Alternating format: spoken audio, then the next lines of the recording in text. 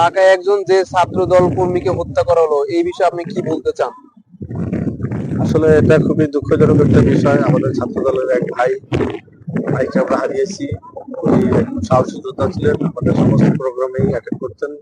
উনি সমস্ত প্রোগ্রামে ওনার উপস্থিতি দেখা গেছে। আমাদের সেই সহযোদ্ধাকে আমরা হারিয়েছি। সে ত্যাগী কর্মী ছিল।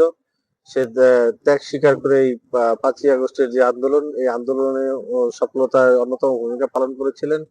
কিন্তু আজ ছাত্র সমন্বয়কের নেতৃত্বে যারা এইসব কাজগুলো করতেছেন, আমি মনে করি তারা আওয়ামী লীগের দোসর। তারা একসময় আওয়ামী লীগই ছিলেন। আওয়ামী লীগ কখনোই কারো সমালোচনা সহ্য করতেন না, বিরোধী মতকে সহ্য করতেন না, বিরোধী পথকে সহ্য করতেন না, বিরোধী কোনো দলকে সহ্য করতে পারতেন না। এই হাসনাত আব্দুল্লাহ, সার্জিস আলম, এদের মধ্যে এইগুলো দেখা যাইতেছে। আসলে এরা তো আসলে আওয়ামী লীগের প্রোডাক্ট। সার্জিস আলম একসময় আওয়ামী লীগেরই রাজনীতি করেছেন। আমি মনে করি সার্জিস আলম, হাসনাত আব্দুল্লাহ এরা আওয়ামী লীগেরই প্রোডাক্ট। ওনাদের ভিতরে সেই চরিত্রটা এখনো সরেনি।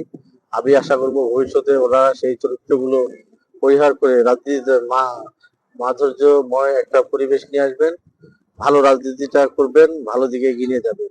এভাবে যদি আওয়ামী লীগের মতো প্রতিহিংসা পরায়ণ রাজনীতি করতে চায়, কোনো ভিন্ন মতকে প্রাধান্য দিতে না চায়, ভিন্ন মতকে সহ্য করতে না পারে, তাহলে ওনাদের রাজনীতির অবস্থাও শেখ হাসিনার চেয়ে করুণ অবস্থা হবে।